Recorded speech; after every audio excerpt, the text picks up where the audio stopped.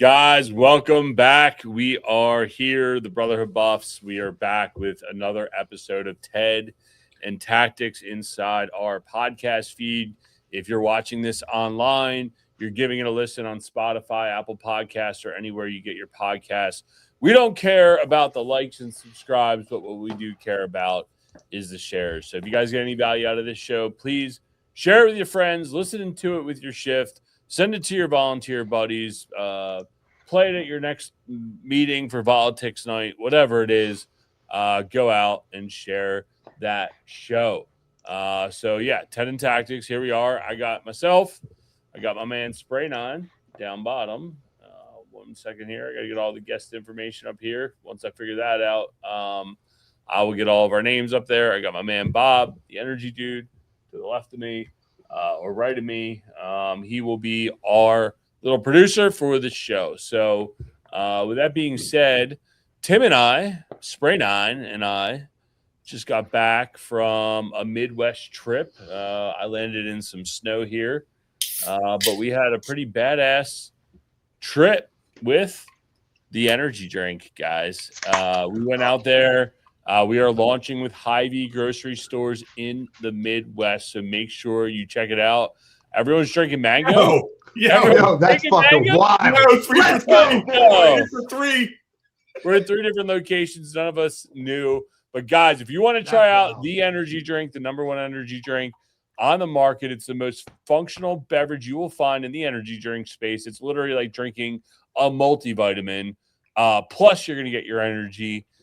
Go and check it out at theenergydrink.com. Use code TED75. That's TED75 to get a discount off your first order. Guys, proceeds of every can that we sell goes back to first responders. If you don't believe us, go check out some of the videos on our page. We just donated a bunch of cases to Des Moines Fire Department. The boys loved it. A little over $1,000 of product we just donated to all of them. They were very, very appreciative. So go check out the videos on the social. So that's it, guys. The energy drink. Go grab some. And we have one other special guest. If you haven't checked out this show before, you don't know much about it, I'll get our names up here in a minute. But Tim will tell you about our other sponsor, and you're going to hear this all throughout the show. And that means there's a blaze going on somewhere out in the country. We're having technical difficulties tonight, but 1075. Spray 9, give them a rundown on the 1075 and how we're getting them. All right, so the TED75 comes from Alert Page. Check them out, alertpage.net. They deliver real-time notifications straight to the people who need them, which are restoration companies, buffs just like us, news agencies. You can check them out, alertpage.net. They also have many scanners throughout the nation. Go to alertpage.net, check it out. And speaking of TED75, down in Georgia, Noonan, Georgia, they got a 1-story single-family dwelling with smoke and fire showing from the attic and rear vents. So we will be covering them throughout the show. And if you hear that tone, beep, TED75, we got one, boys. All right, there we go. We got our display names up there. You'll find me. I got LFG up there, but you also find me as the King of Buffs out there on TikTok and all the other platforms. We got the energy dude, Bob DeVicco, and we got Spray 9 down bottom. So, guys, the way this show works, we bring up headlines that have happened all throughout the week, and we're going to talk about the topics that come up. So, I got a fun first topic. Let's pull this up here. Bob, you want to start that from the beginning? And here we go. So, this was... If you're not watching this on video, there was a bull rider out here in PA, I believe, that wound up getting stomped by a bull after doing the bull ride. And I'll tell you guys here in a second why we're talking about this on a first responder show. I mean, dude, that is some wild, wild stuff there, man. That takes some legitimate balls to ride a bull. And actually, a bunch of dudes that I used to work with, they went out bull riding, and I talk some good shit. I was like, oh yeah, sure, I would do that, dude. I don't know, man. After watching that, I don't know that I could pull that off. I mean, I don't know. I know a couple of the dudes that went, they were some crazy motherfuckers. That's all I gotta leave it at, man. most firemen, they want to be cowboys. I mean, this is what it takes, dude. This ain't the same cowboy shit that you're doing in the fire department. I mean, look at that, dude. Just get whipped around. Bam! Bam! 2,000 pound. And gets up and walks away. Yeah, dude. I don't know. I'm out, dude. I'm out. Well, it goes back. It goes back to that old Baltimore City picture of a like a 2-story taxpayer fire showing, and I think it was dude from Truck 10 or whatever, standing there cutting the gates with fire blown out, and the caption was like, everybody's ready to do cowboy shit until it's time to giddy up or whatever. Yeah, that's right. Everybody talks a good game till it's go time. If you're talking about the ones from the riots, actually, I could probably pull that one up. Are you talking about this picture right here? Let me see something. If you're talking about this one, it was actually this guy, Doug Cloman, and it was during the riots. We used to call him Dumb Dick Doug. He's now dead. Yeah, and he died of a drug overdose. Let's see. _buffs. Let's see if I can find it. This picture was floating around recently after the DC. I didn't post it. I posted it in a story. So disregard. All right. Well, Bob, what we got for stories? Let's get this thing rolling. All right. So I'm trying to pull this one up, but for some reason it's going to another Facebook one, but it's the West Deer Volunteer Fire Department. So, dude, they're having like this mega fundraiser, and they're giving away Milwaukee tool packages. The first prize is $45,000 worth of Milwaukee tools, a brand new 6x12 cargo trailer, and your choice of a 2026 Jeep Rubicon or $50,000 cash. The taxes, plates, and fees are paid on the Jeep and the trailer. You just sign and drive. And then they're giving away some other stuff too. Ticket info, $55 per ticket. Yeah, it looks like it's launching Saturday, January 24th, which that's 6 days from now. And we'll give these guys a free shout out. But dude, fundraising, right now, one of the reasons I've dropped this article in there, fundraising for volunteer fire departments has taken a whole new level. I don't know if you've been following this at all, but I see more and more fire departments all throughout the country literally doing almost gambling-esque prizes to buy in, to win, to make money for their companies. I mean, what's your thought?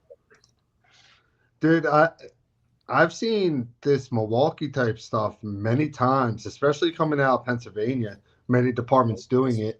And I've been looking at trying to get my union to do something like this to raise money, man. And people, I'm a big Milwaukee guy. I love Milwaukee, so I would definitely put some money towards this. And I know a lot of other people that would. So if you can get anyone on board like Milwaukee, or I don't know how the back end does it, but dude, reach out to people and see what you could do. I mean, they might get it to you for what it costs, like at cost, and then you make the profit off that. Dude, that's just wild. That's awesome. Any way you can make money. $55 a ticket, 3,000 tickets sold. I mean, what's that math? I mean, it's like it's probably 165 grand, if I had to guess. Let's see. 3,000 times 55. Yeah, 165 grand. Look at me. It's 165 grand, but yeah, dude, I agree. I mean, they're probably getting the vehicle from a local dealer at cost, right? So they're probably getting it for 45 grand trailer at cost, or that local dealer's like, yo, this is a write-off for us. You take it with the taxes and all. Yeah. Yeah. I mean, whatever it is, if they're netting 65 grand, I mean, that's better than selling hoagies. That's better than fucking coin pitching. That's better than doing any of that dumb shit that we've all done in the past where we're out there grinding away, selling Christmas trees, selling hoagies at the carnival, selling cheesesteaks, right? Like, if you're going to do it, just do one big fundraiser. Right. Standing at a busy intersection when people don't pay attention and you're standing out there in traffic trying to collect $1, doing a good old boot drive, talk to some people and get something like this rolling. Yeah, but not only are those days over, think about it, man. No one carries cash anymore. What are you standing out on the corner? What are you collecting? You're not getting change, and you're lucky if you get a couple bills. You stand up there with the QR code and get them to Venmo you. Cash app. Yeah. Standing on that corner. Yeah. Yeah, it'd be like the junkies, too poor to prostitute, right? But I mean, dude, honestly, like, fire departments, the way they got to look at it, and I know recently at the one that I'm at, they do a chili cook-off and a gun raffle as like as one day, one big fundraiser, and that's it. And the goal is to make 50 to 100 grand in that one day. And we're not doing anything else the rest of the year. We're not selling anything else. And if you can put all your efforts towards one thing that's online, it looks like this company's out in Western PA. I really think it's the way of the world. I mean, if they got that small game of chance license, whatever, break the rules. Who gives a shit? Yeah, let's talk about another local company that we took the energy drink to.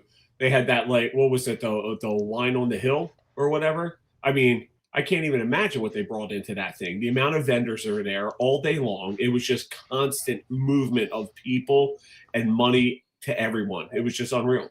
Yeah, but the good thing about this one is it's online and it's quote unquote passive, right? And it's something that can be rinsed and repeated. The other big thing is you're getting an email address for everybody, right? So you can continue to market to them for future events and things. To me, it's actually a really smart move. I think it's something that more companies, unions, and stop like wasting, like the union that I was a part of. We had a tailgate for the Ravens games. And dude, the amount of effort, and yes, the money was raised for the Widows and Orphans Fund, but dude, the amount of time, energy, and effort that we spent, and I didn't really do them, but to like go down there every Sunday, deal with all the alcohol, the food, pray to God it's not raining or snowing. There's actually good attendance. The Ravens are decent. Everything that has to go into it. It's just like, this is nice. You just go out and aggregate a bunch of shit and sell it. Like, I mean, to me, that's kind of a no-brainer, And if anyone listening, if you've been a part of something like this, please shoot me a message. I'd love to hear about it for my union. So, thank y'all. Yeah. Nice. Yeah. No, I think it's I definitely think it's creative. It's good to see. It's fun to watch how people are pushing the limits on things and moving along and figuring out how to raise money in new ways. So what was it? West something fire company, West End, wherever you are. We'll get that link up in the show notes if you guys want to buy some tickets. West Deer Volunteer Fire Department. Yeah, those notes, guys, and every article that we have will be linked down in the show notes. If you're watching this live, also you can go to brotherhoodbuffs.com where we have blog articles, not only on all these news topics, but we also have other people who are submitting stories. Make sure to go and check that out. So I got the next story ready for you there. New Jersey man died in a fatal fire, and the firefighters are pretty outraged because they had a reserve truck that basically doubled their response time. Was not ready to go out. They had to do a quick thing on the fly with the engine, and I'm going to take that from there. Do you get that up there, E? Yep. We can see it right here on the screen. So looks like Camden Fire Department Engine 10 scrambled into action around 6:30 on November 12th. Another malfunction on one of its aging fire trucks. A leak in the 23-year-old's engine air pump more than double the crew's usual response time, halting its efforts by roughly 3 minutes, according to Samuel Munoz, president of the Camden Fire Officers Local 2578. Another company arrived within 4 minutes of 911 call, 2 crucial minutes later than Engine 10 should have arrived. By the time the firefighters pulled Eric Way out of the house, he was unresponsive with burn over 75% of his body. He died the next day at 60. It was the second time the Camden firefighters were impeded by equipment functions at a fatal fire since 2024. Its aging fleet has reached a crisis level, according to rank and file. And it goes on to talk about other incidents. I mean, dude, this is, and actually, I just saw another article from Camden where the ladder jack, the outrigger, literally fell off the wagon, and they can't find it. They can't even repair it, and they're having issues trying to find it to even get the ladder truck back in service. So, yeah, they currently have no ladder trucks in service. yeah. So, I mean, dude, Tim or Sprayed On, I know where you work now. Maybe this isn't an issue. Maybe in your PG days, this is something you saw, but I can't begin to tell you how many pieces of shit we drove, how much shit that we tried to band-aid together just so you didn't have to go into a reserve wagon because they were so poorly taken care of. Our first line equipment was actually halfway decent, but stuff would get stuck out at the shop all the time because it wasn't paid for. So. Yeah, it's everywhere. The unfortunate thing is, the fire department, we are an insurance policy, right? And everybody puts us on the back burner. And what we see as a major issue with our apparatus, unfortunately, people in higher up positions don't see it fit. And so everybody has air leaks, and we can only do so much about it. I'm not a mechanic. I can tell you that it's leaking, and if it's been going on, like, when are we going to get it solved? I know when I was at Kentland, the jet had a leak, and it would go to the shop. It would not get fixed. It'd come back, and then we got under there, and we found exactly where the leak was, and that helped out. But as apparatus gets older, we need quality people in the department shop, and it happens absolutely everywhere where something's broke and they put a Band-Aid on it, but the Band-Aid doesn't stay on for a long time. No, and they're trying to pinch every penny. Go ahead. Yeah, and with this specific fire, I mean, what does it cost? Just like browning out companies, like, does the citizens that we are here to protect have to pay the ultimate price for the department and the cities to just, put us all on the back burner?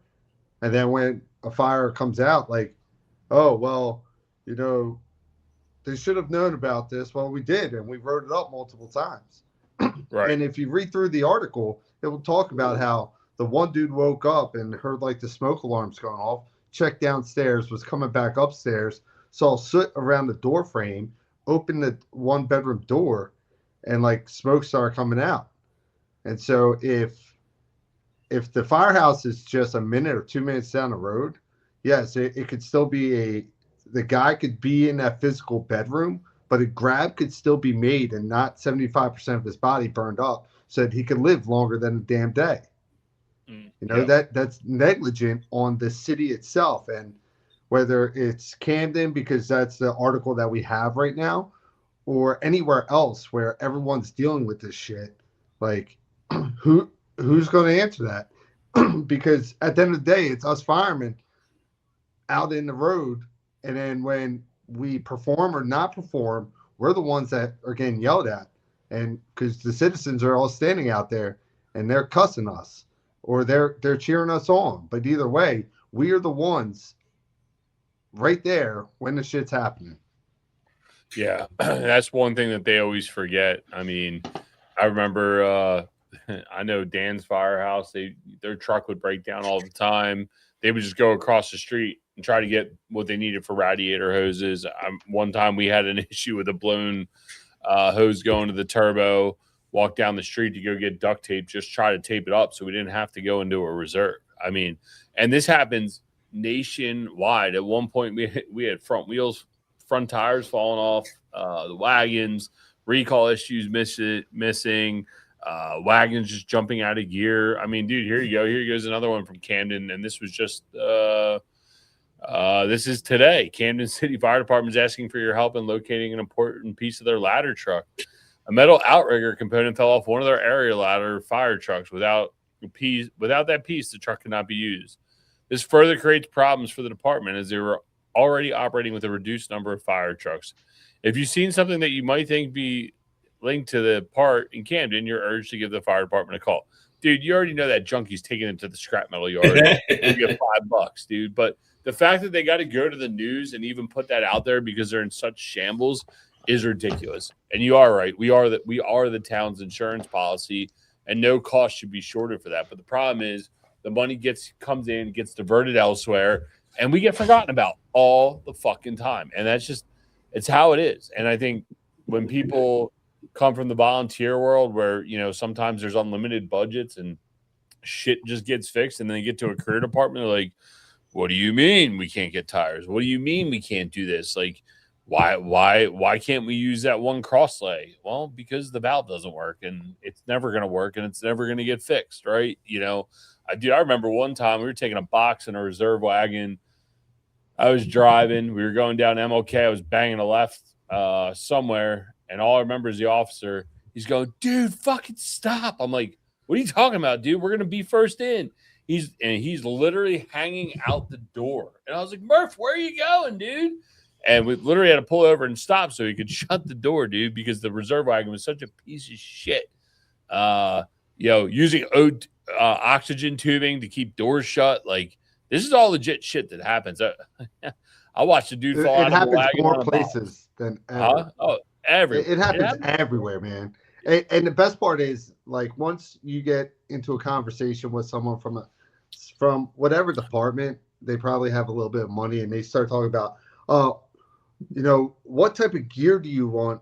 What type of gear do you guys have? What type of air packs? You know, what type of nozzles? It's like, dude, it doesn't matter. Give me gear that I can wear. Give me an air pack where I can breathe, and give me a nozzle that opens.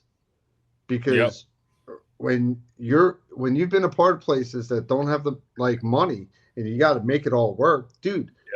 I'm here to do a damn job, and that's all I want to do. I don't care if I have pink gear with a purple helmet with a unicorn horn on it. I don't give a shit. As long as I can go inside of a fucking fire and put it the fuck out, I don't care. That's right. That is 100% correct. You know, there's going to be a picture of Tim by the end of the week. With a unicorn helmet. Although I did get a little spoiled towards the end. The only thing I really cared about was making sure the air conditioning works so my balls were nice and cold during the summertime. Can't have any ball sweat, dude.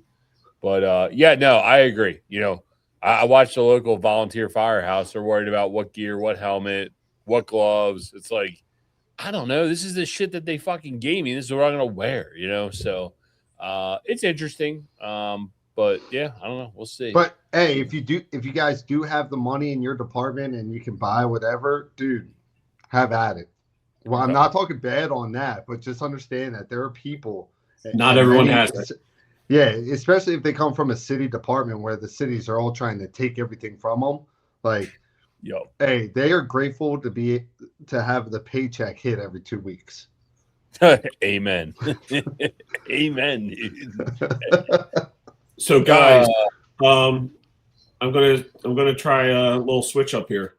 Instead of taking the whole section in between some of the stories, why don't we throw out some of the viewer questions that came in? Hold on. Hey, play the noise. Play the song.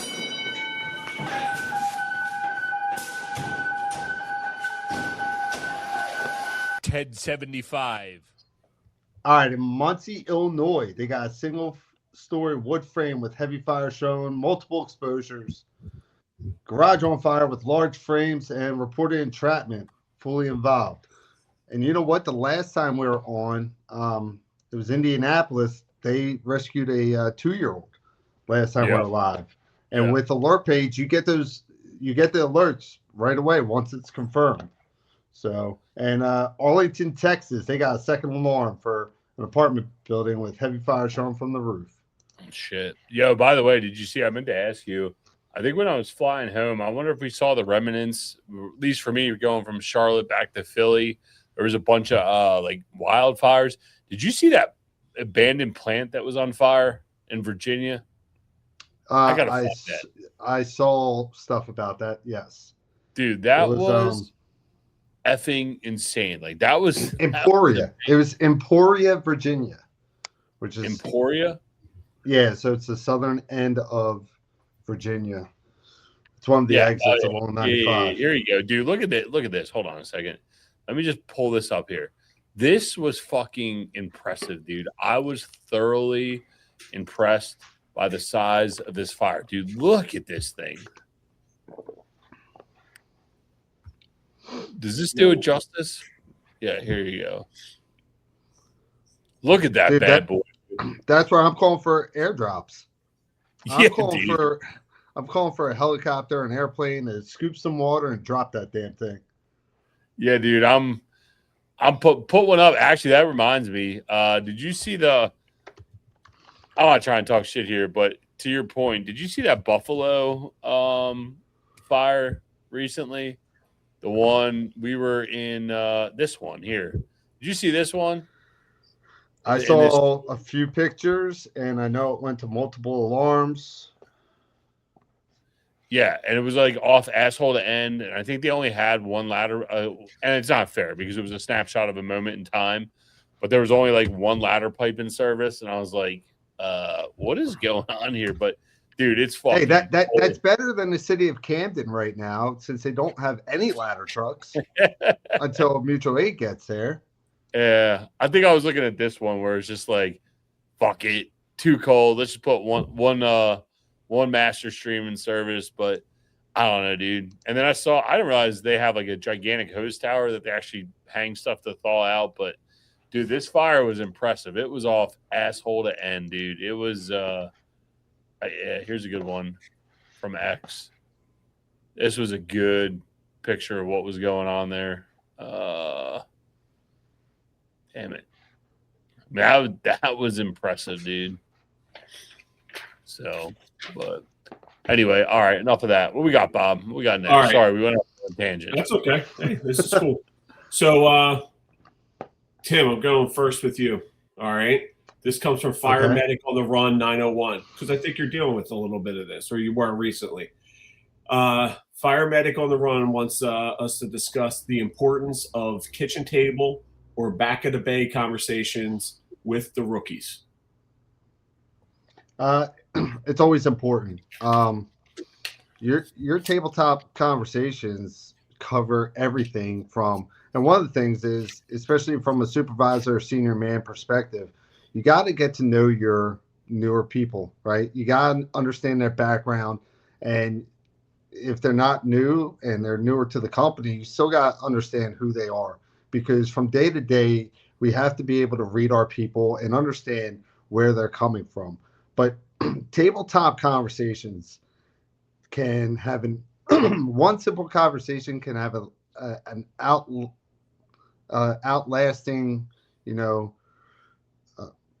whatchamacallit on that person, because impression. I'm going to impression. There you go.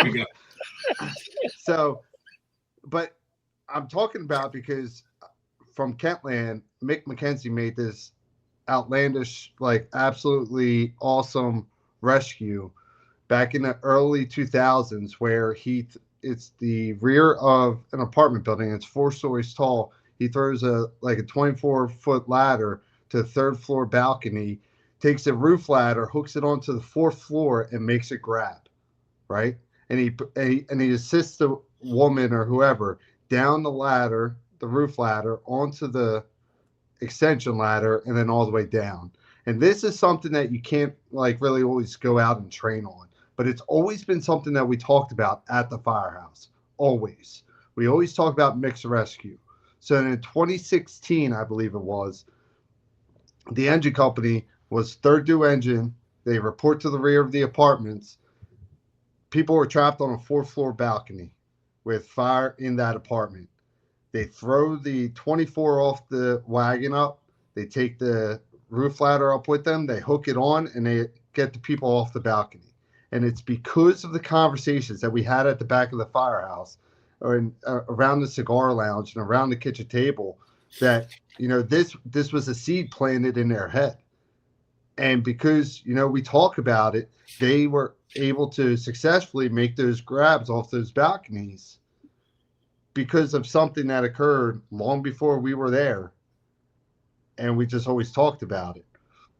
I was working for a fire department in Delaware for a few months, and we were having a conversation in the bay, and this older guy who's the president, Ernie, he's like, hey man, on this engine, anytime we went to a fire, we grabbed the packs out of the compartment and throw it in the cab.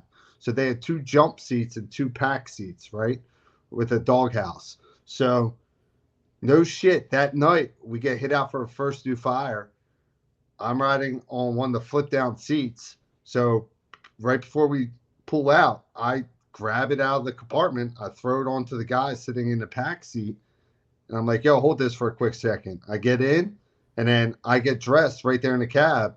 And it's because of a story that the guy who was actually driving for that fire told me earlier that day on how they used to do it.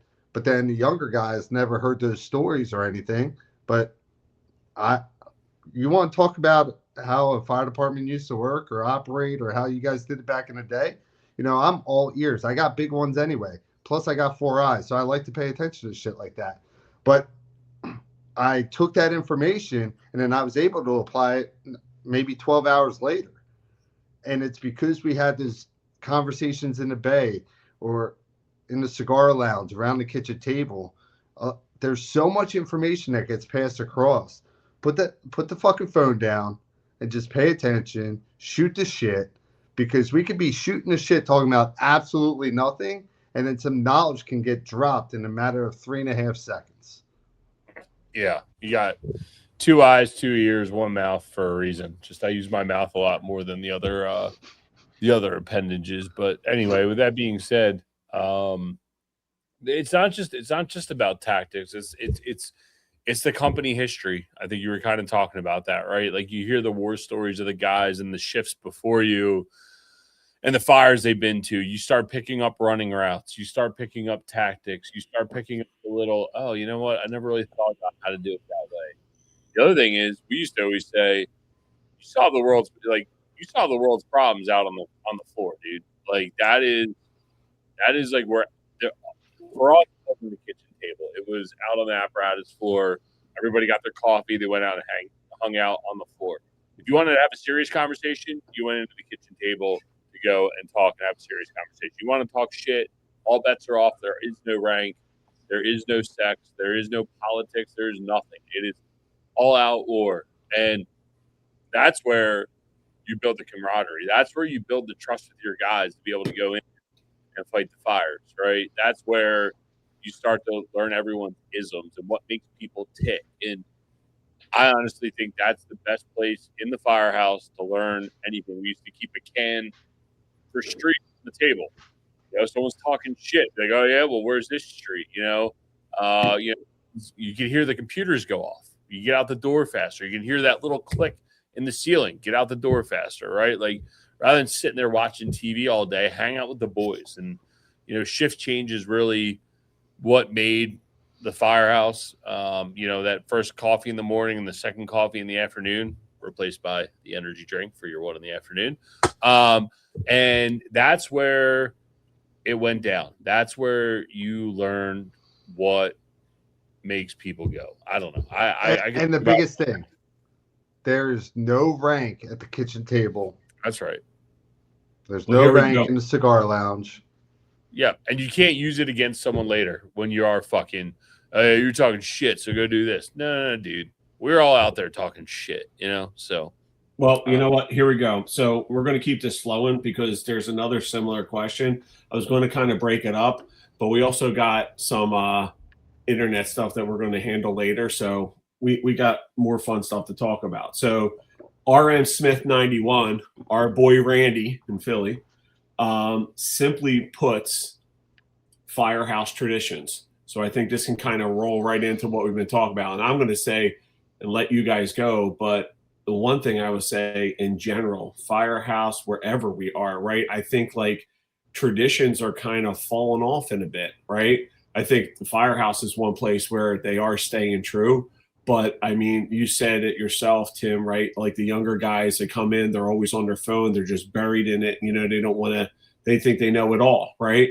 But traditions are starting to fall by a wayside. So I think we were kind of moving in that direction with what you were saying, Ian. So let's go with Randy's firehouse tradition. Yeah, I mean, there's tradition, there's culture. They're kind of interchangeable words depending on what parts of it you're looking at. But from a tradition standpoint, yeah, no, 100%. Some of it's going to come down to the jurisdiction you work in. For us, where I spent a majority of my career at 13 Engine, there was a tradition, right? And some of the traditions were, well, we had a 3 and a 4 side. Everybody else ran a 3 and a 5 side. That was just a traditional thing that worked for us. There was also a culture and a habit of how we operated and what our goals were on the Fireground, living rent free in people's head, right? Like, again, some of that's tradition, some of that's culture. And a lot of it just comes down to the willingness of you wanting to learn your job and learn it the right way, and paying attention to the senior men, having respect of the men and women who've walked the path before you, and learning about what makes that company. I'm not asking you to be a company historian. I'm not asking you to tell me what day we were opened or any of those other things, but I want you, if you're going to have whatever frontispiece on the front of your helmet, we're going to act in a certain way, and that's how we're going to be. And I think I do agree with Bob. It's getting harder and harder and harder, but I think a lot of it comes down to the culture of the firehouse, and I don't want to say forcing the traditions to be lived on, but being able to pass those traditions on so people can conceptualize them in their own way. Right. There's a lot of traditions or old culture that people are trying to keep alive. It goes, this is in every department, everywhere, but there's a few things that you can always control. Your apparatus and your station stand tall, meaning you always got to take care of your firehouse. You always got to take care of the apparatus. Apparatus needs to look good. That's like first and foremost, right? Because then that shows company pride. And so if your diamond plate is shining, that shows that you guys take care of that. There's many firehouses in DC, the District of Columbia Fire Department, that run 4,000 or 5,000 runs a year on a specific rig. But I promise you, if you take a look at any of their rigs, their diamond plates shining, their tires look sharp, the hose is packed extremely nice, and that just comes down to how they carry themselves. And they all think, if you walk into a firehouse and the hose looks like shit, guess what? That company's shit. If you walk into a firehouse and there's cobwebs in the hose bed, guess what? You guys don't go out and train. You guys don't take care of your house. You guys don't take care of your rig. So your apparatus and your station stand tall. Outside of that, what is this tradition or history thing that you're trying to keep alive? Now, I do know that the Salisbury, North Carolina Fire Department, in their Station 1, they have like 2 separate stairwells. In the one stairwell, they have pictures of the 2 guys that died in the line of duty. So when you're new at that firehouse, you are not allowed to walk through the other stairwell. You have to always walk through this one specific stairwell so that you can see their pictures and you can see their stories. And so that gets ingrained into your head because they died in a line of duty on a fire, and it's a tragic thing for the department, but their memory lives on and they live on. And so by telling newer people, hey, you can only walk through this one, don't be a lazy piece of shit. Like, you walk over there and you touch those pictures and you walk up that set of stairs. Like, that's a newer thing because I think the line of duty death happened maybe 15 years ago. I don't know the exact date, but they implemented that to respect those who passed. Now, what other traditions are people trying to keep alive? We all hear about, oh, we just need long coats and hip boots. Yeah, cool, man. Talk to the people that actually wore hip boots and stuff. They are so grateful to have actual bunker gear. Now, cool. You want to be a wagon driver and wear hip boots? awesome. But what are the things that we are trying to keep alive? Company pride, 100%. The departments will try and sit there and, bring one thing down or another, but you have to, I always say you got to know the game to play the game. So if the department says, hey, you always operated this way, but now we're going to change it up so you have to operate this other way. Well, you got to understand where they're coming from. You got to read the black and white, and you got to read between the lines on how you guys can operate still quickly and efficiently and still better than all the other companies by playing by the rules. So there's a lot to always unpack, but it comes down to take care of your company, take care of your rigs, take care of yourselves, and understanding the game. And the game is your SOPs, your SOGs, general orders. There's Tim's whole presentation at Key City Fire Conference. There you go. That's it. There you go. You're 100% right. It all comes down to that. I wasn't much on cleaning the wagon, but you did know that I'll fucking drive my ass off to get there first, right? Like that's just what it was, and there's different ways to present yourself, and everyone's got their own little thing that makes them tick. Cleaning the wagon wasn't mine, but making sure we're ready to go to war, that was my jam, like making sure the wagon's set up, ready to go put out a fire. Like that was more important to me than making sure the wagon was clean. But yeah, 100%. If that's your company tradition, do what you got to do. So, I think we beat that one up pretty good. So I'll also go segue for the two. So our next story is St. Louis County. Apparently there was 27 firefighters who were promoted, and they had to go through a bunch of red tape for 4 years before they actually got their promotion. And that's ready if you want to pull that up. Yeah. So 27 firefighters were finally acknowledged. Battalion Chief Evelyn started the fight with a lawsuit to force the issue. It should have been he should have been promoted over 4 years ago. This has been a long day coming, said St. Louis Mayor Spencer.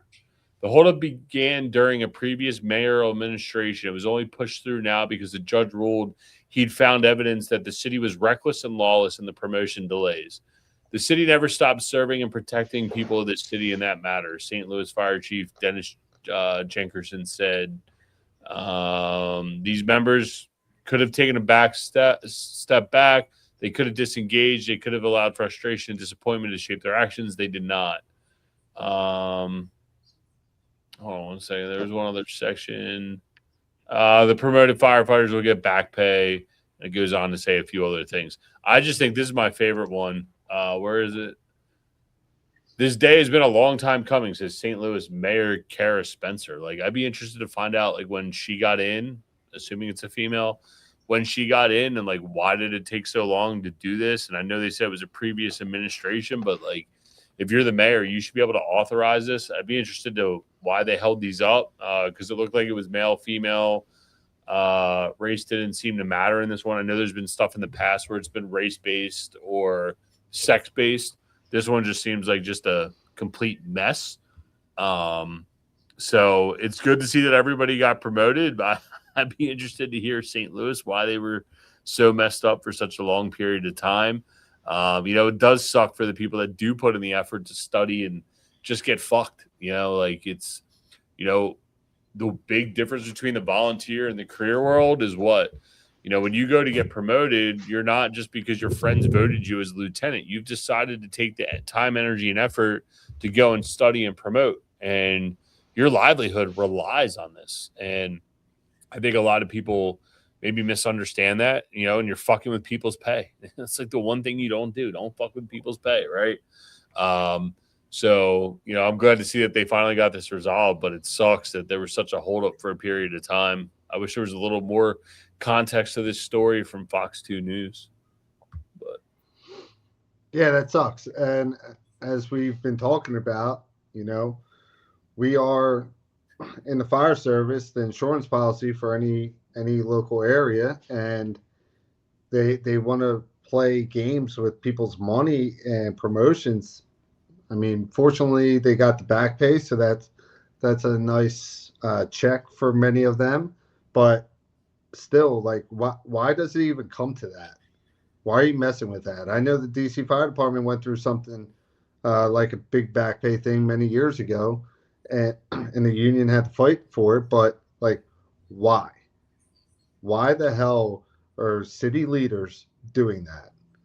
Like, it's asinine, man. Like, take care of your people that are trying to take care of you.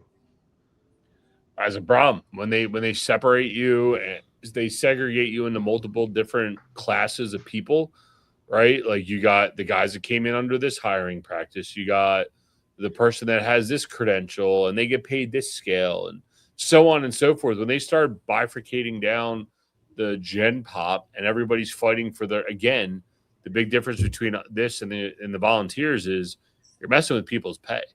And if, okay, I'm a lieutenant and I have a certain class, and Tim's a captain, he has a different class. Well, our pay schedules might be different, so we're each fighting for our own personal benefit rather than everybody. And it's a big beef that the unions have to deal with. It does suck that city leadership doesn't view it in the proper way, but they're nothing more than bean counters, seeing what they can get away with. I mean, it's just straight up what it is, So, I don't know, man. It's happened multiple times. What has helped some departments is inviting the mayor, anyone from city council, out to the training yard and running them through some real life trainings and some actual live burns. And a lot of times it opens their eyes. And I believe that's what happened with DC when they finally got approved. But what a lot of people, I saw a congresswoman yesterday talk about how she didn't know that you have engine companies and truck companies going to a medical call because they're the closest unit. And she's like, oh, I had no idea. It's like, how don't you? Sorry, I thought there was a box. Yeah, no, they don't know, right? And then, but that's the other thing that I would combat it with is you got to remember, we are the subject matter experts. We deal with this every day. And I don't know the best way to explain it, but it'd be like no different than when Bob, if he were to come and bitch at us about teaching, and I would just be like, I don't know, Bob, just like, why don't you do it this way? Like, we're not the subject matter experts on it. So the politicians know that they have protective services in play, but they might not realize what we do or the efforts that it takes. And they probably take it for granted because they're probably like, oh, well, it just runs itself, not realizing it's a gigantic clusterfuck, So, but yeah, no, I agree with that.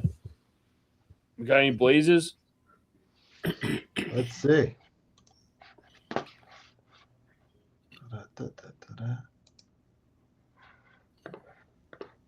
It's loading.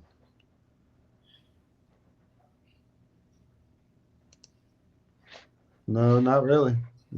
I know they're running a couple reported fires right now. A couple food on stoves, outside fire. Just sounds like a bunch of blue ball and jerk off type boxes. And that brings us to our next story. Well, before we get there. Oh, damn it, dude. All right. This can go in a bunch of different places. That's a good segue. I'm going to take the segue, E. But like, I'm just going to tell, everyone to just hold on because like we're finishing out strong today because we got some viral clips and we also got one more viewer request that they want us to talk about. So, all right, let's go. Baltimore County fire employee allegedly masturbated in public spaces. And, they're saying it was disgusting, nauseating, coming out of the fire department. The situation has now sparked a police investigation, raising major health concerns. Baltimore County fire employee is being investigated for inappropriate behavior at work. we can jump on this. Do we want to listen to the reporter here? Do you want me to hit play on this? I just don't know if we're gonna get kicked off of YouTube for whatever rights, but all right. Yeah, no, we can let it rip. Try to play it. Here we go. Stand by. I don't know if it might Stand not by. play. Oh, yeah, here we go. Disgusting and nauseating coming out of the Baltimore County Fire Department. The situation now sparking a police investigation, raising major public health concerns. A Baltimore County fire employee is being investigated for inappropriate behavior at work. A source telling WMAR2 News this comes after the employee allegedly made videos of lewd acts in public areas at multiple firehouses in the county. Councilman David Marks tells me firefighters and paramedics told him of the situation a few days ago. They obviously are very concerned about their own public health and safety. I've been on the council for 15 years. This is probably the most disturbing series of allegations I've ever heard. In a letter obtained by WMAR2 News, Baltimore County Fire Chief Joseph Dixon says the county's health officer tells him even if the allegations are substantiated, the risk to employees is minimal to none. Even so, fire department employees are encouraged to get tested at the Employee Health Center. They've also initiated hazmat cleaning of all career stations and fire department offices in the public safety building. That includes cleaning several vehicles, bathrooms, kitchens, bunk rooms, lockers, and more. They're also working to replace all station ice machines in response to the allegations. Councilman Julian Jones says from his experience in the Anne Arundel County Fire Department for over 30 years, hearing of this is a disturbing first. I rose from the bottom to the top in Anne Arundel County, and I've never heard of anything like this. And I've dealt with more personnel issues, more problems than you can imagine, and nothing bizarre and as grotesque as this. Both councilmen say while they haven't talked officially as a council on these allegations, they've reached out to County Executive Kathy Clausmeyer in terms of next steps. Clausmeyer released a statement on this saying, in part, my administration is working closely with Baltimore County Fire Department and union leadership to ensure the team has the resources and support they need as the investigation continues. Steve Redimer, president of the Baltimore County Professional Firefighters Union, said the actions were a serious breach of trust that has no place in the department.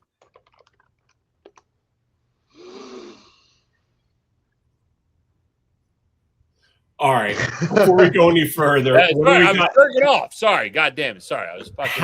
How many times does she use the word "cum" in her story? Like, I mean, like, I know, I didn't do it on purpose when I said it, but before we go any further, Spray 9, what we got in Royersford? It's just a reported water heater sparking. Yeah. All right. Out of box. No, let's go back. Let's go back to jerking off. This.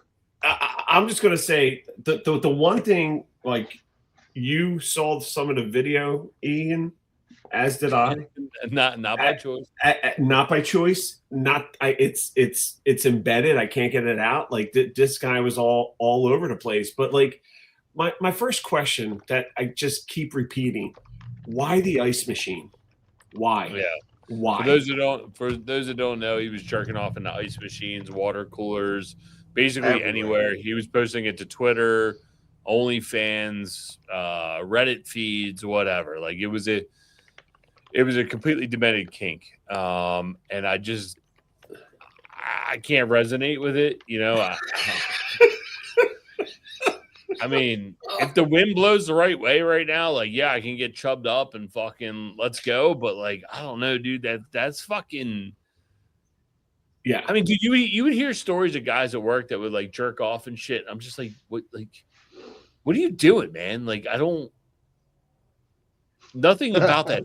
Like, there's nothing at work that turns me the fuck on. I just don't know, dude. Hey, look, if you need to do it before you go to bed in the bunk room, you're in the bathroom by yourself, whatever, that's your choice. But I mean, like, why are we recording this shit? And I mean, I don't know, man. I'd be sleeping with one eye open. And it cost the department $263,400 to clean it all up.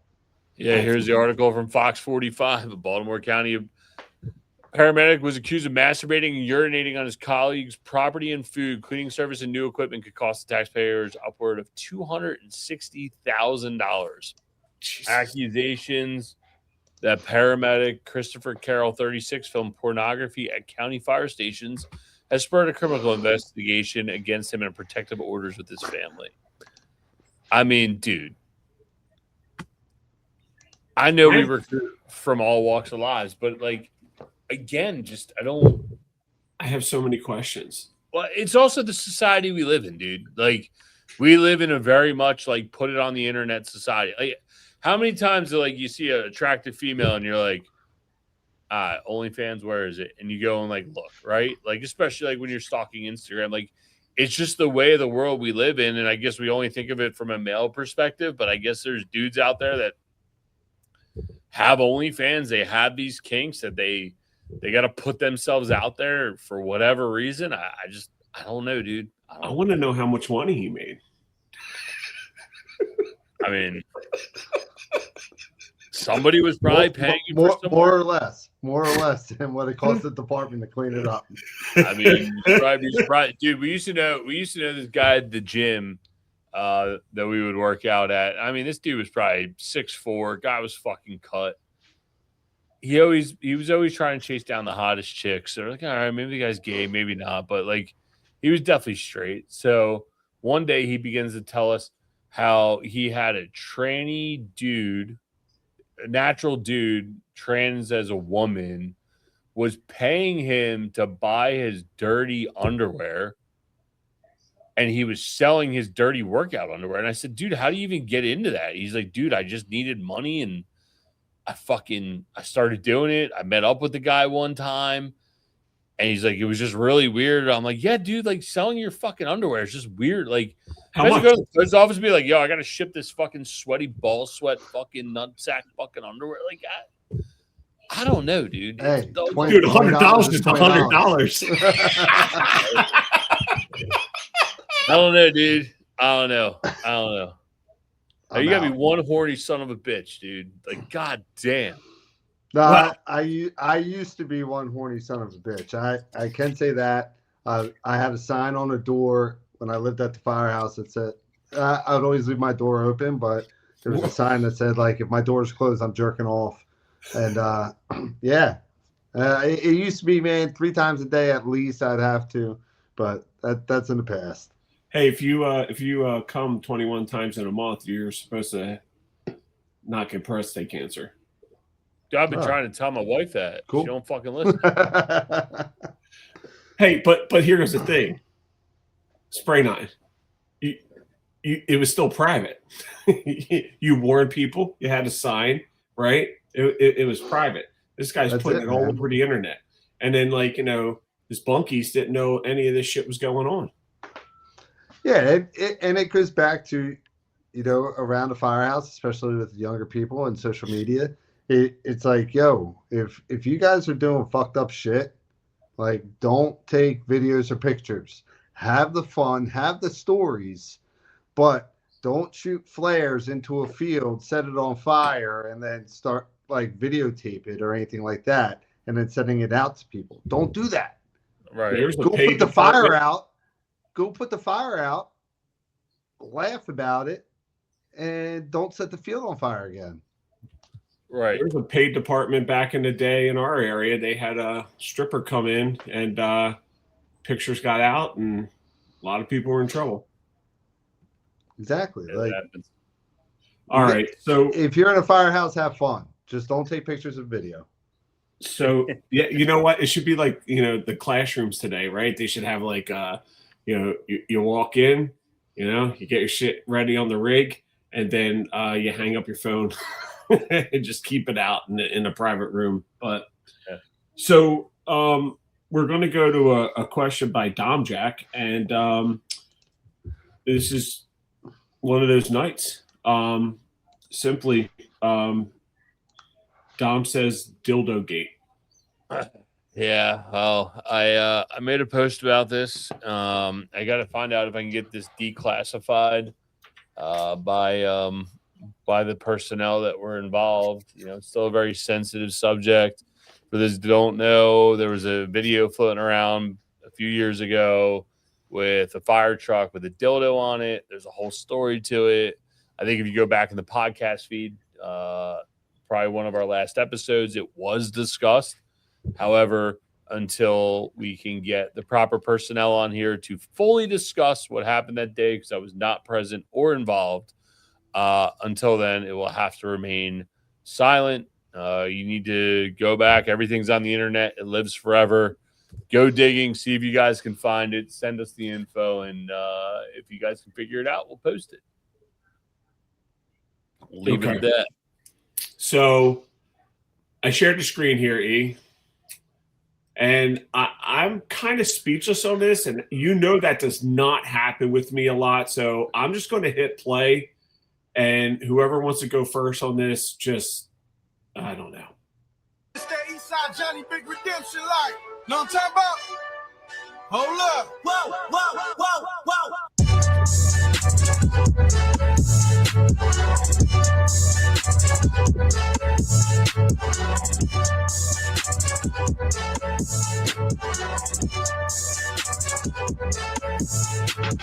Win, win, win, win, win. Yeah. Curve everything else. Win, win, win, win. Win. These ops ain't lit. Mommy. Win, win, win, win. Start chasing that chip. Stop. Win, win, win, win. Yeah.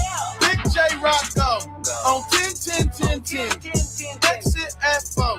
Bring friends. Black, black, two dope. Jump in. You might want to keep score. I win. Hey, this thing. All right. Are we introducing the wedding party? What's going on? All right, for those not watching and just listening, that is Tampa, Florida Fire Department. I guess it's a recruit school that just graduated, and they're walking out their burn trailer or flashover simulator with some, I guess, fake smoke, and yeah, it looks like a wedding party intro. I'm gonna leave it at this.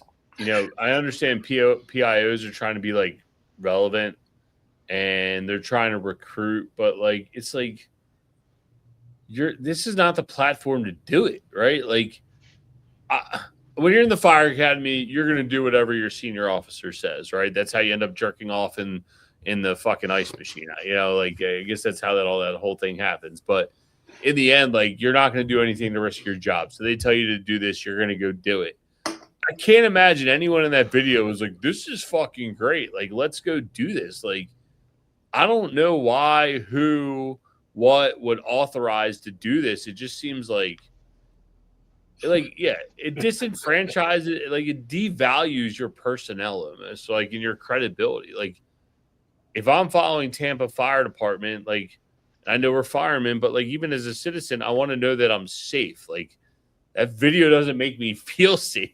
It makes me feel like who's coming up to save me, you know? Well, I think it goes back to the world, right? I mean, it's just it's the world. It's the world of the internet. It's the world of our phones.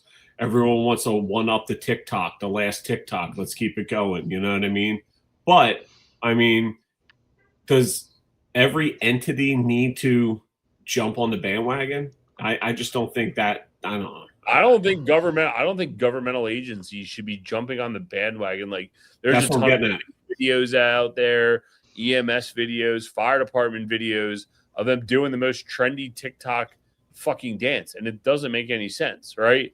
I don't even like when our current fucking president, who I fully support 98% of the time, I don't really like the fucking border, you know, like it's funny to watch. Like when you watch the border patrol clips, it's like, oh yeah, this is fucking badass. But in the same sense, like, does our government really need to be engaging in those politics? Like or in these social media things? Like it doesn't make sense to me. Like you're a governmental by the law agency that should be just saying, hey, here you go. Here's the information, right? I think it devalues the agency in a way, you know? I'm with you. But I also understand how PIOs are trying to engage the community, and that post is having us talk about it, right?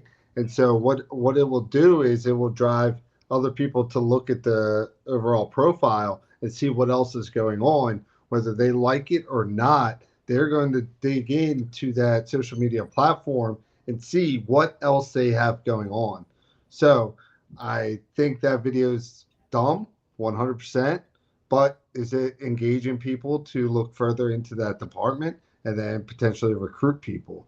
I mean, that's part of their job. I know they're probably, I think that's them finishing their recruit school and then going out to the real world. But yeah, cool, man. Like, thumbs up. Awesome. Good job. Yeah, I guess all press is good press, right? So, well, I was thinking the same thing, that they're just going to take, they're trying to recruit. They're trying to make it attractive to the new generation, right? The ones who are all on the TikTok. They probably know exactly what they were doing, right? So, okay, well, what happens if you went to one of your fucking IEP meetings or one of these in-service days like you got tomorrow, and you walked into the county level and they're like, hey, Bob, we're going to make you fucking record a goddamn TikTok. Like, you're not going to do, well, you might do it, but you're not going to do it. No, right? not in that situation. No, I think it would all depend on this. What? What's up, Tim? Is it his students that are going to watch it? Nice. For all those who don't know, I teach the blind and visually impaired, so they would not see me on the TikTok. Yeah. But I don't think I would do it in that situation. I would teach sign language, right? Yeah. But you would, you know what I mean? Like, hey, I mean, if it was for the energy drink and, we're trying to like jump on some viral things, that's it's appropriate, right? I just don't think it's appropriate on every single platform. Yeah, I don't know. We ain't gonna be the freedom fighters that stop it. I can tell you that. So I'm sure there'll be more videos in the future that we'll be able to make fun of. But I don't know. Just those guys starting their career, they walk in the firehouse and fucking. I knew this much. If I was sitting at the back fucking table, like, there's our fucking recruit. The second he walks in, I'd be like, yo, dude, how do you do this dance move, right? Like, and that song would be fucking playing on fucking loop, and I'd be walking down the. I'd be like, everyone on the bay market doing the fucking motorcycle, John. Like, no doubt in my mind. So whatever. We got one more in us. We do have one more. We have a sad situation over in Seattle's Beacon Hill. Records indicate that the first engine was within 5 minutes of the initial call. Go ahead, play this article because I think there's more details. You frozen? Bobby D frozen? Good. He looks frozen. He's frozen. Look at that face. Look at that's his a new face. That must be one of those dance moves from fucking that TikTok video. Oh, let me figure out how to unmute this thing. It must be raining by you guys.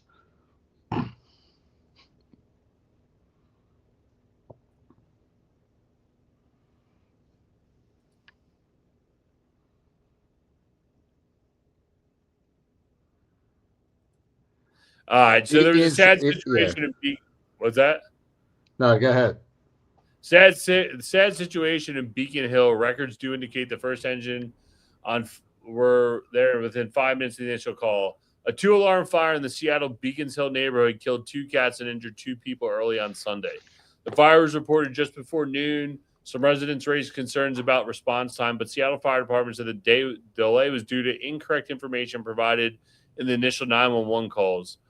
SFD spokesperson David Corpo told King 5 that the first call received at 11:58 reported the wrong address on 13th Avenue.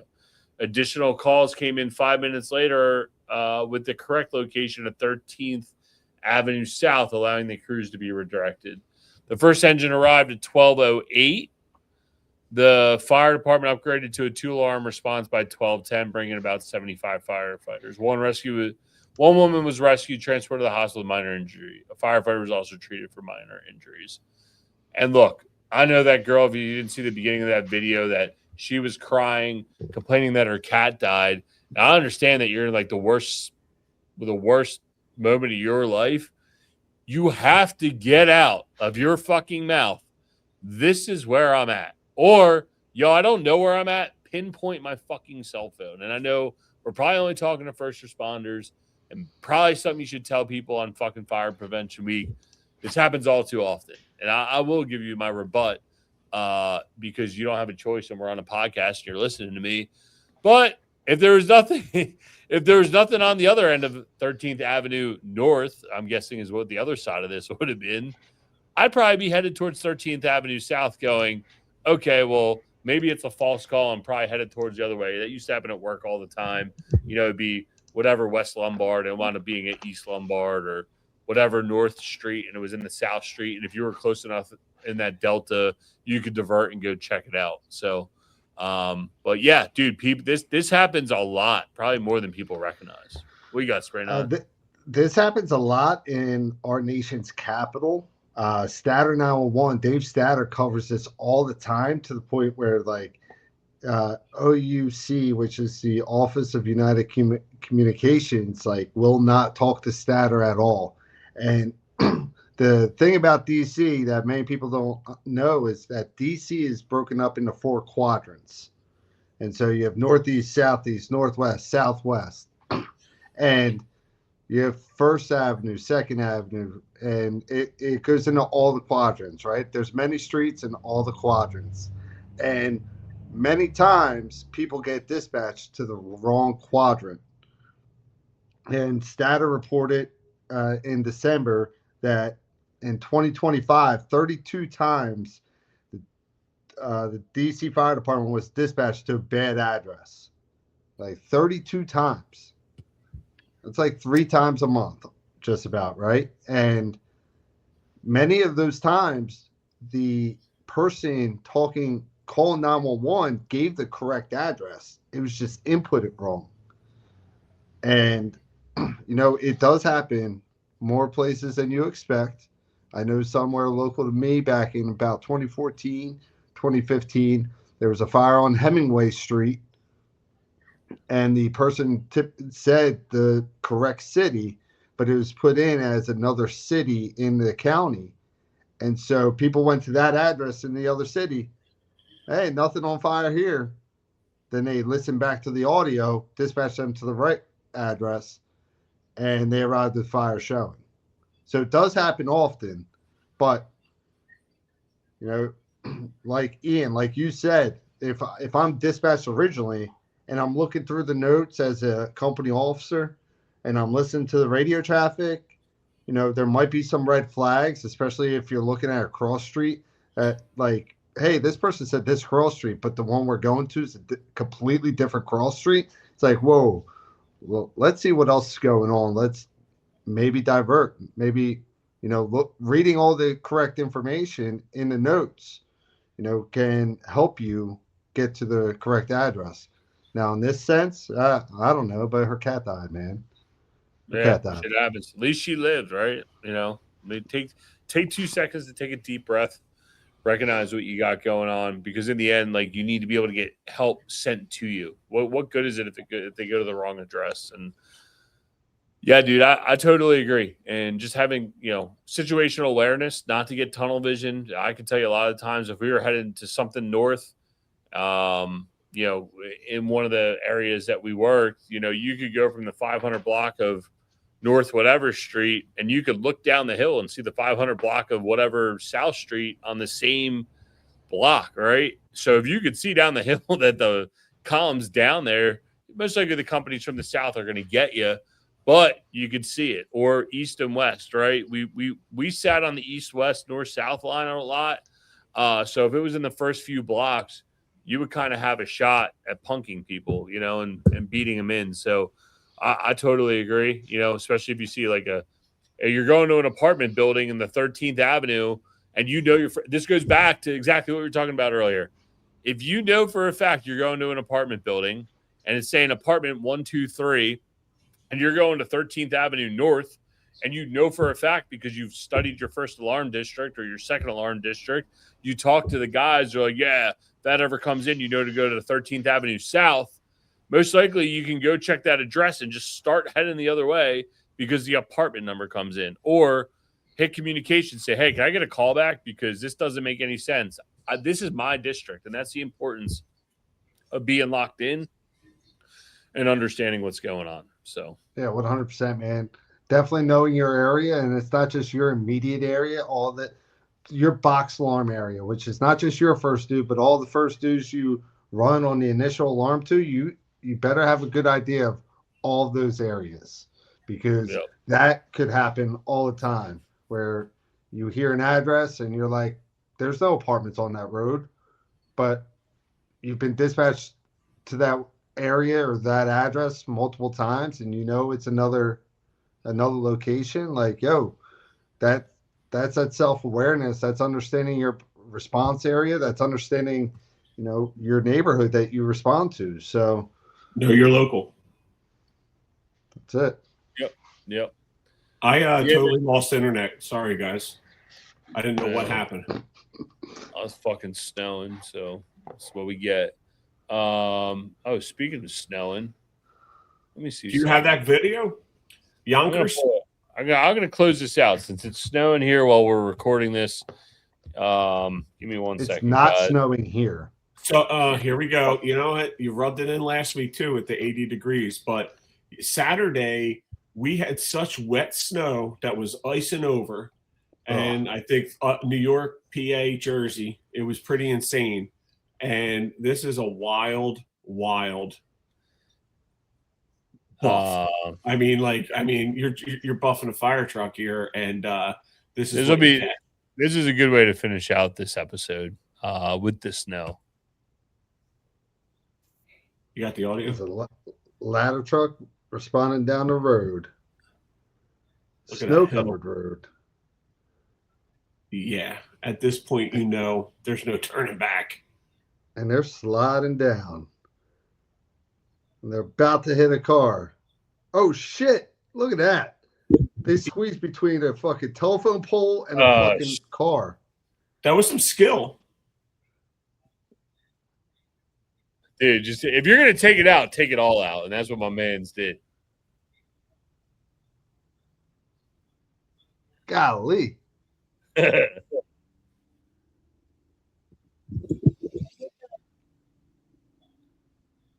Didn't look like he missed, or he probably clipped it, but the other car, once he squeezed between the telephone pole and that first car. Yeah. Here's the Holy thing. cow. I was just having this debate with some guys at the volunteer firehouse. They said, hey, it's snowing. We should probably put cables on. We don't have cables. I'm like, this is why. This video right here is why you need to at least put cables on. At work, any accumulation we put on cables. Anything over probably 6 inches. The MOP said 4 inches. Really, anything over 6 inches, you would drop the hard chains, because hard chains are a pain in the fucking ass to deal with. You do not want to be caught with your pants down in this exact fucking situation, because now what have you done? You've caused another issue. You've put yourself out of service. You've ruined the wagon. You've pissed off a bunch of people in the neighborhood. Dude. Half a block of cars. You got 4 or 5 cars. Put on the goddamn chains, dude. Put on the cables. It's stupidly easy to put on. Like back the rig up over some step chocks, get the tires off the ground, and throw them chains on. It really does not take long. You get pretty fucking good at it, especially if you get a bunch of snow. You definitely have a system. You're better to have them on and not need them. Yep. 1 link in the back, 1 link in the front. Drop a spreader on, and you're done. And those cables, you might not realize it, they go a very, very, very long way. And here's the thing, especially in the volunteer respond from home situation, you don't want to get in your car bad enough that you got to keep your car clean. And if it isn't, you have delayed response. You get there, you go to turn out, and like where we live, the firehouse is on a hill, and you got to make a left and go up the hill to go put out a fire, and you can't get up the hill, and you look like an effing idiot. Like, this is not it, dude. And I've worked in some nasty snowstorms, as we all have. Like, I don't know, man. It ain't that hard to put them on. I just think you should go out of your way to do it so you don't end up on our podcast where we're talking about it. It's that simple. So, but yeah, for sure. That's it, man. Expect the unexpected. I'm just happy I don't really have to deal with it anymore. Now we do deal with more ice, and not really equipped to deal with that down here. But chains on ice is a no-go. Really? Well, Yeah. why is that? Because it's like ice skates. There you go. You learn something every day. But if you do have shit weather and you're able to find some old tires laying around the neighborhood, strap them onto your front bumper. That way you have a little buffer when you do hit something, because there's a good chance you will. I like it. I like it. I like it. All right. Well, guys, that's it. We went through everything we got. Sorry. We were super busy this week traveling through the Midwest. So we're recording this one late, but we wanted to make sure we got it out on time. Spray 9 hit us with the old consistency thing, and I said, you're right, we got to do it. So we got this podcast out to you. If you made it all the way to the end, you're going to listen to me bitch, but it's super late when we're recording this.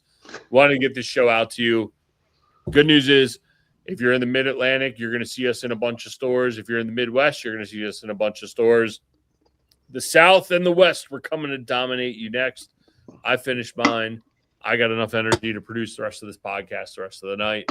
Right now, you got anything else? Hey, send it.